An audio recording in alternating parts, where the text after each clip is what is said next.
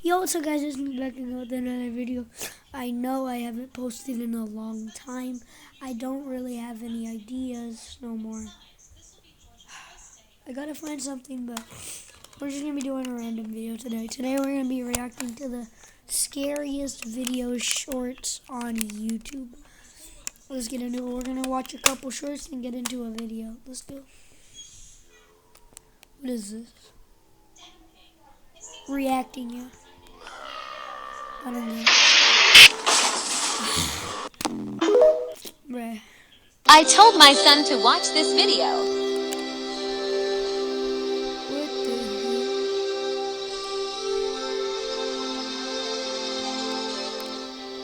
It disappeared. Oh my. Bro, I told my son to...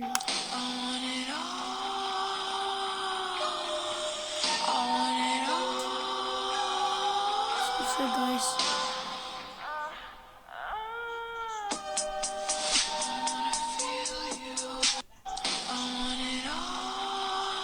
Bro, he was getting dragged. Wait, I need to watch that again.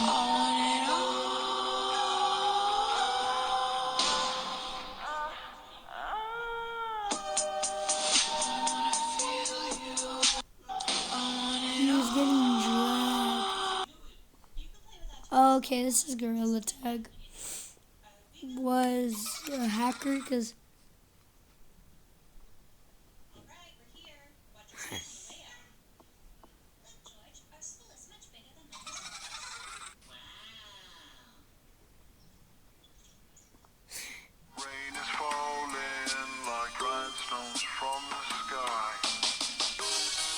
Ohio.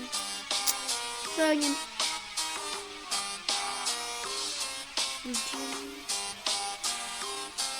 The bunny. What's gonna be a new okay.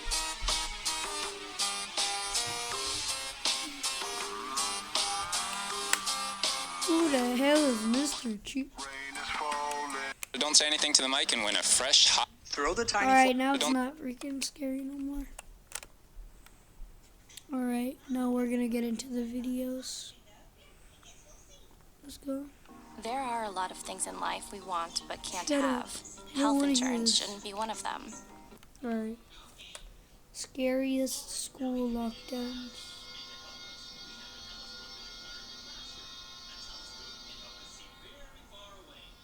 I was in my Story. second year of high school. Every year, our school was required to perform at least 2 lockdown drills. But our principal at the time would always have us do more like 3 or 4, so I was pretty used to it. All of the teachers would always warn us ahead of time to save any panic. That morning, as I walked into my first period class, I was informed by my history teacher that the school would be having a lockdown drill that day. A drill? I actually kind of liked them, because it meant we'd have less work to do considering the 20 or 25 minutes they always take. 30 minutes into class and a short buzzer went off, followed by our principal's voice on the intercom. Like every other drill, he explained how the school was going into lockdown, but that it was just a practice drill. He explained that should there ever be a real lockdown, the buzzer would sound for longer, and there would be no intercom announcement. Our teacher instructed all of us to shut the curtains and go into the corner of the classroom that was not visible from the outside door. He then shut off the lights and locked the door. For the next few minutes, we sat in silence. Eventually, we heard footsteps outside. What? It was the principal trying every classroom door to make sure they were locked and that the classes were responding to the lockdown correctly. Before I knew it, the drill was over. The day progressed, and I was now sitting in my physics class, which was right after lunch. At some point, I ducked out of the class to use the bathroom. Now, our school building had a basement. Down there, they had a bathroom that was much more private and a lot less busy, so I would always try to use that one. There were a couple classrooms down there, so it didn't look weird for me to go down there. I was sitting in one of the back stalls. I was the only one in there, which was usually the case. All of a sudden, I heard the lockdown buzzer start going off from outside in the hall. It sounded for about a full minute before it abruptly stopped. I waited for the principal's voice to come over the speakers, but it never did. Which, like I mentioned earlier, was supposed to signify a real lockdown. At first, I didn't really think it was a real lockdown, though. It happened too close to the practice lockdown earlier that morning. I thought it was just a second part to the drill. But as I sat there for a few more minutes, I started to realize that if that were the case, that probably would have been explained over the intercom. I started to panic, now thinking this was real. I wasn't safe in the bathroom. The door had no lock, so I ran outside to try and find a classroom. There wasn't much for options in that basement. It was also hard to see now that they turned the hall lights off. But I did eventually find a classroom door. I tried the handle. It was locked. I looked in through the glass part of the door. In one of the corners, I could barely make out a kid hiding. There was a class inside. I banged on the door, explaining that I was a student and trying to hide. I got no response. I was both terrified and frustrated at the same time. I realized protocol was to never let anyone inside no matter what. I was on my own. I thought about going back to the bathroom, but found an empty computer lab first and settled on that. I got under one of the back desks, and for the second time that day sat in silence. Only this time for a real lockdown. 10 minutes went by. Nothing. Not even an update over the intercom. Then, a heart-dropping sound of running footsteps from outside coming down the basement stairs. I could hear the person's heavy breathing. It kept getting closer. It now sounded like it was just outside the room. I started adjusting my body position to try and duck down more to get further out of view, when a light turned on. It was the light to the computer on the desk above me waking up. I must have accidentally pulled the mouse cord. It wasn't that bright, but it was enough for me to make out a silhouette in the doorway to the room. I genuinely feared for my life in that moment. The person was just standing there. I prayed they wouldn't enter the room, and after what felt like an eternity, they turned and continued running down the hallway. A few minutes later, and the lockdown was over. The school tried to keep the incident silent, but it eventually got out. Apparently, a kid in my grade that I actually slightly knew stole his dad's gun and got into school through a back door he left propped open earlier in the day. What? Police showed up to the school and detained him before any bullets were shot. They later searched his backpack and found a paper with a list of names on it, What? which they believe was who he meant to kill that day. Pictures of the list itself leaked. My name was number 4 on that list. I never heard if the kid just got scared and decided not to do anything, or if he just genuinely didn't find anybody after entering the building. Either way, I believe the person that I saw while hiding in the computer lab was him, and that I could have lost my life in that moment. Oh crap, I dropped it. Story 2. Back in October of 2016, for whatever reason, these killer clown sightings kept getting reported around America. Real or fake, videos of them would almost always get posted somewhere online. For that whole month, it was all over the news. I remember in our town specifically, it kinda got out of hand. People in the area were committing real crimes wearing clown masks, or sometimes full-body clown outfits. It was honestly terrifying. Anyway, back when this was happening, I was in high school. Throughout that whole month, many of the staff and student school emails received threats. They were always from a different random email address, so there was no real way of blocking them. It was always something like killerclown@cvx.zy or something random. It usually had something to the effect of killer clown followed by some random characters. It got so bad that the school had to send out a mass email to all students and parents saying they were aware of the threats and were taking them seriously. I remember some days the teachers were instructed to teach with their classroom doors locked. We weren't even allowed to leave to go to the bathroom. Needless to say, a lot of us were on edge. I have no shame in saying it was really scary. I saw some of the things the emails were saying. A lot of it was really graphic and truly disturbing. Of course, at the time, none of us knew if anyone was really planning to act on these threats, or if it was just someone somewhere behind a computer screen playing a sick joke. You can't even go to But leave honestly, to the bathroom. it felt like only a matter of time before something would go down. And finally, one day something would. I was in my trigonometry class when the school's lockdown alarm went off. Oh, hell no. Our principal's voice then came over the loudspeaker. His voice was shaky. Now, our principal was a pretty intimidating dude. so hearing fear in his voice only furthered my own fear. I knew this lockdown had to be related to the threats. In that classroom, there wasn't really a good corner for all of us to hide in. You could see a good portion of the room from outside the door. So our teacher ordered us to barricade the door with all the desks and chairs in the room. We then sat as far away from the door as we could, although even this provided a clear view of the glass window on the door. I watched as all the lights abruptly turned off in the hallway, shortly followed by the lights in the classroom. The familiar hum of the heating system faded. The school had cut the power. It was eerie. The whole building was quiet, and there wasn't the usual whispering or joking around from other students like there was during practice drills for this kind of thing. Even our teacher had a look of fear on his face, putting me more on edge. We sat there for multiple minutes. We then heard a metal banging sound, like someone was hitting the lockers down the hall.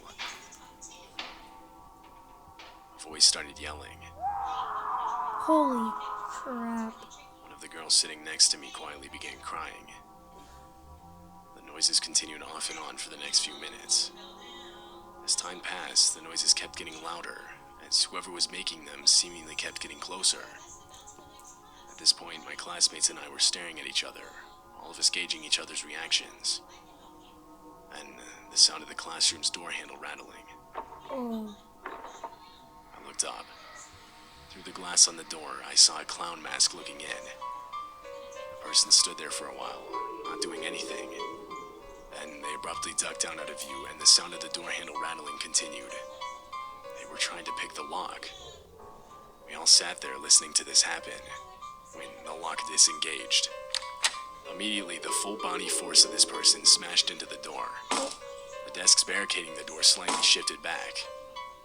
This happened a few more times, but not much progress was made. They eventually gave up, and we could hear their footsteps running away down the hall. When police arrived, they cleared the building and escorted all of us out.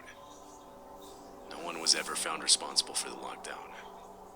It's believed at least 3 people dressed in clown costumes entered the back entrance of the school that day, intent on making true to the threats sent over email. At the time, the school did have some cameras, but during the lockdown they cut the power, so they never caught anything. School was canceled for the next few days. When we came back, the school had installed a new auto-locking feature on the doors and windows.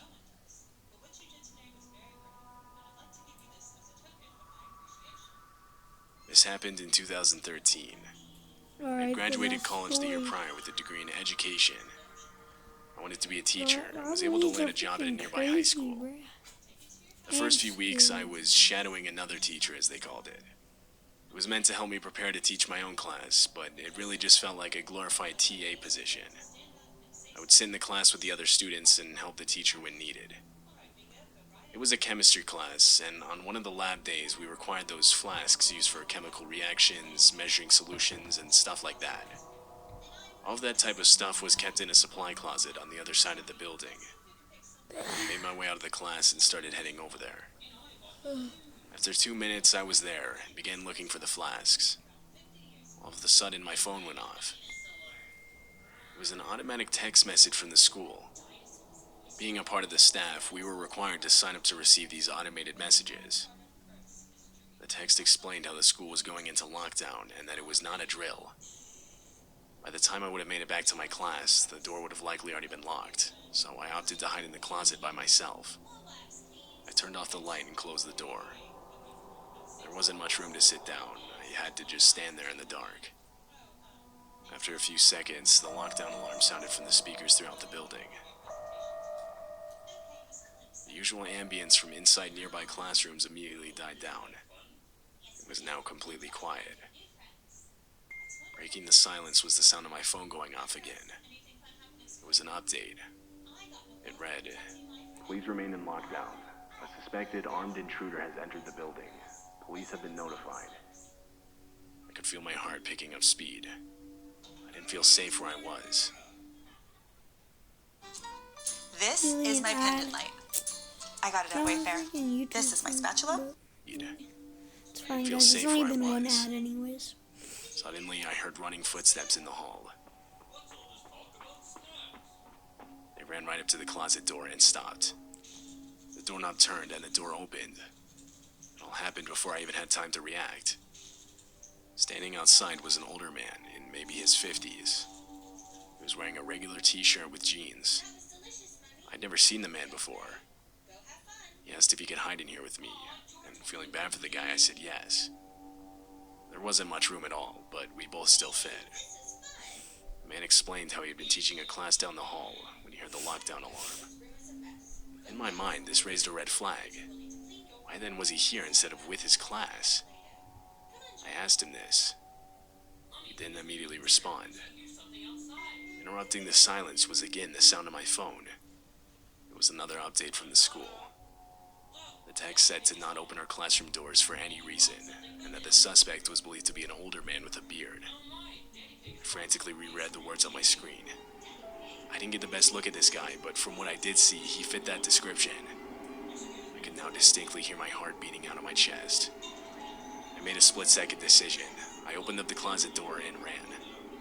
I went straight to the nearest exit and out to my car in the parking lot. When I got there, I looked back behind me. I didn't see anything. I don't think the man followed me, or at least he didn't follow me outside. From there, I got in my car and left.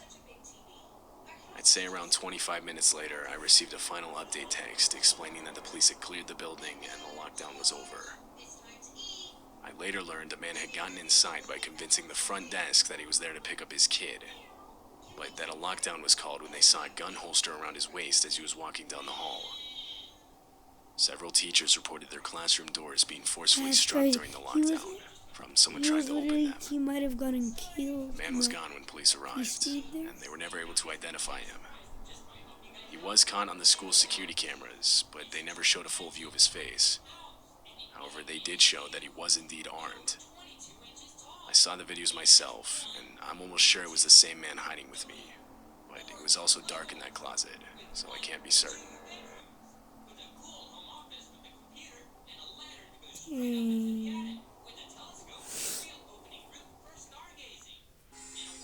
Alright, we're gonna one last video. In 2015, a couple in San... And that last one was actually crazy. He was literally in the classroom with the freaking in the closet with the murderer. I rent out my South Carolina house on Airbnb whenever I'm not using it. It's a modest 3-bedroom, 1-bathroom house by the beach. 2 of the bedrooms are guest rooms, which are accessible to the people renting it. The master bedroom I keep locked with my clothes and certain belongings in there. That room is for me, and I have to keep my stuff somewhere instead of lugging it back and forth every time I go down there. I have a regular lock and then a deadbolt lock on there, so no one's ever getting in there unless they chop the door down or break through the window. But also, it's not like I keep anything super expensive in there, mainly just clothing. This was early last spring. It was still chilly up in Massachusetts where I live most of the year. I wanted to take a drive down to my South Carolina house for the week. For the most part, I work remotely, so luckily I'm able to do this when I want to. Ordinarily, I'd have my usual cleaning lady come and clean the house after each guest leaves. The cost of her service is baked into the price of the rental on Airbnb.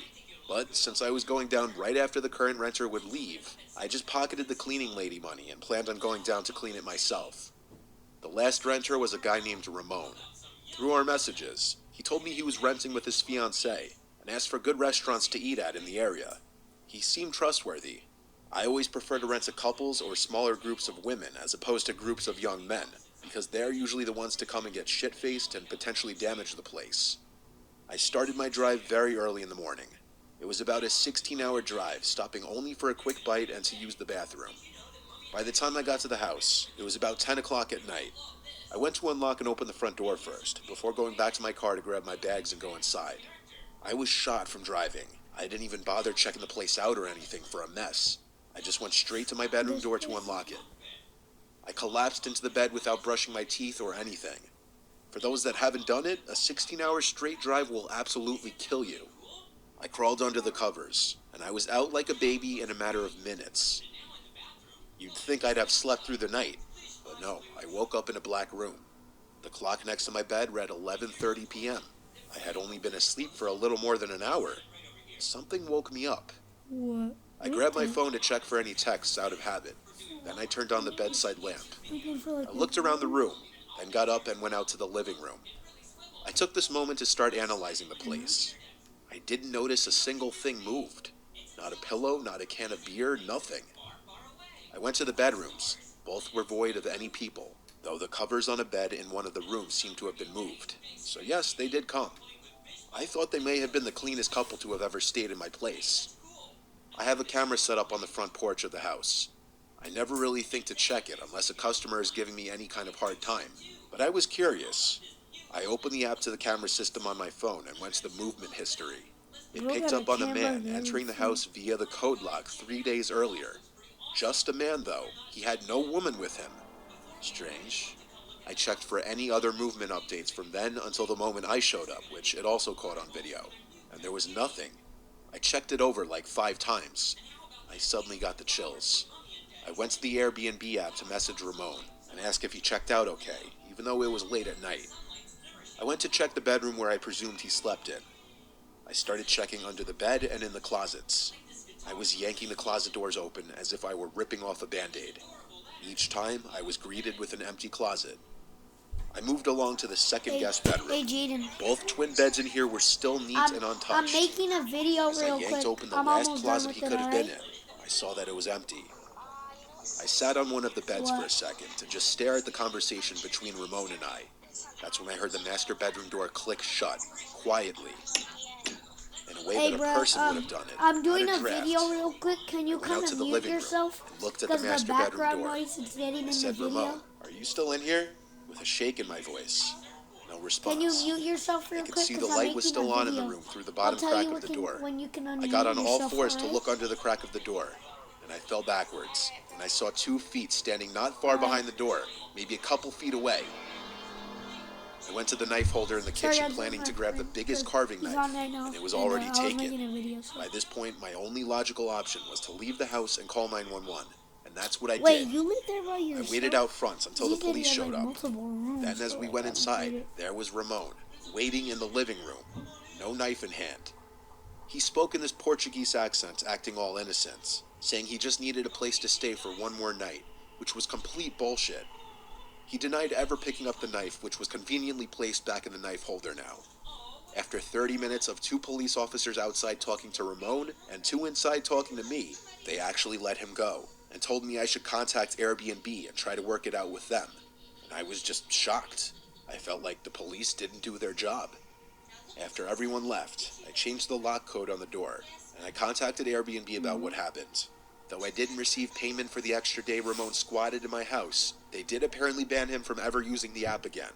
It doesn't really feel like proper justice, though, when he was potentially waiting to stab me in my own house, in my own bedroom.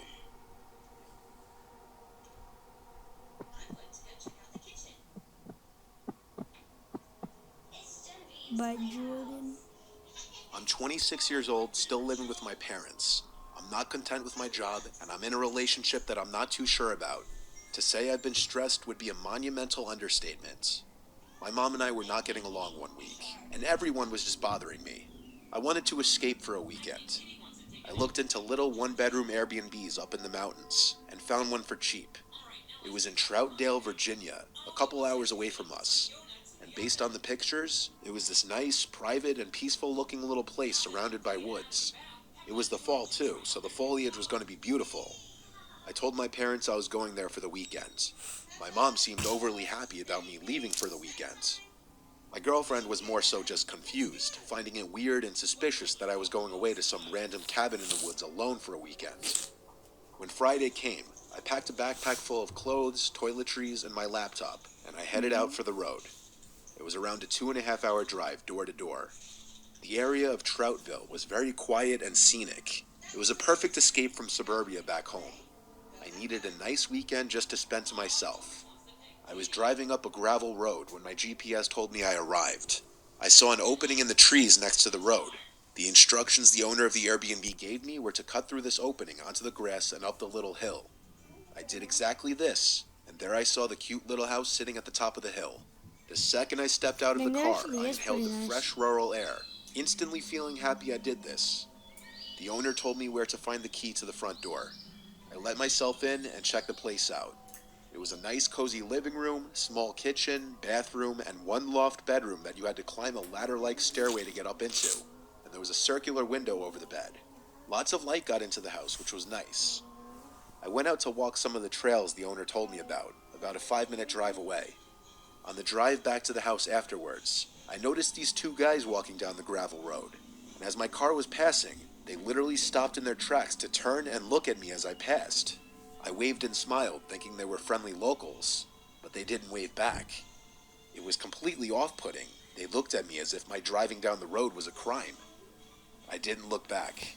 I turned into the entrance of the property and back up the hill. I started reading one of the books I brought with me in the living room with the fireplace going. It was incredibly cozy. The sun was on its way down, and after reading a chapter of my book, I realized I was getting hungry. I went outside to my car, about to drive to the nearest Walmart, when I noticed two men kind of running into the woods down the hill by the entrance of the property, probably in response to seeing me come outside. I wondered if it was those two guys from the road earlier. It was incredibly strange. I suddenly decided to take my laptop and backpack with me in the car while I was gone just to be safe. On the drive into town, I messaged the owner letting him know about this. He replied saying it's nothing to be alarmed about. The nearest Walmart? Bro, you're gonna have to get out the woods, go back into the why Walmart? Just get like, I don't know, bro. Never mind. There's a lot of teens in the area that walk around, so I dismissed it. I drove like 20 minutes to the closest Walmart since there were literally no grocery stores in the area.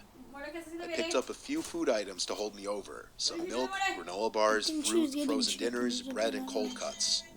By the time I got back to the Airbnb, it was completely pitch black out. Oh, Mom, I'm There were no recording. streetlights on these gravelly roads.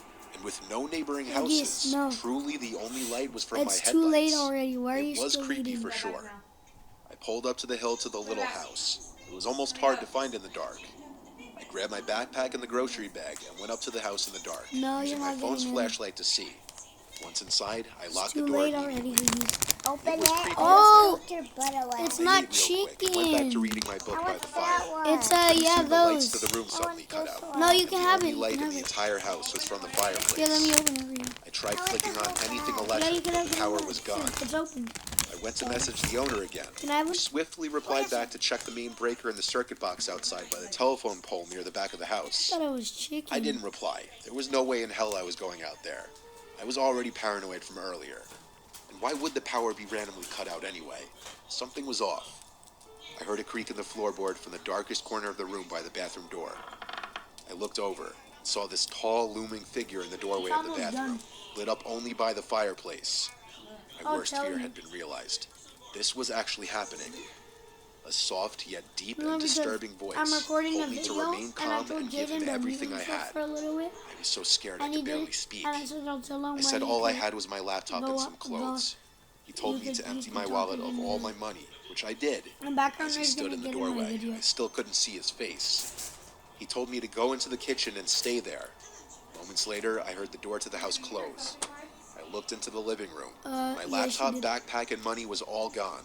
I called 911 quietly to report a robbery. 20 minutes later, an officer arrived. I described the two guys I'd seen walking down the street earlier that day, assuming it was them working together on this. Basically, all the officer could tell me was that they'd be on the lookout for anyone matching those descriptions. I messaged the owner to tell him what happened, and he was sympathetic at first, or so it seemed. He said I could go home the next day, but he didn't want to refund me for my horrible experience. A trip I thought would be a nice detox for a stressful point in my life only made it worse. Luckily, my laptop was only like $400, and I didn't pack any expensive clothing, but it was still the scariest experience of my life. There is a small part of me that believes the Airbnb host may have something to do with it, because I still have no idea how that guy got into the house. Bro got in the house. I don't even think I was listening.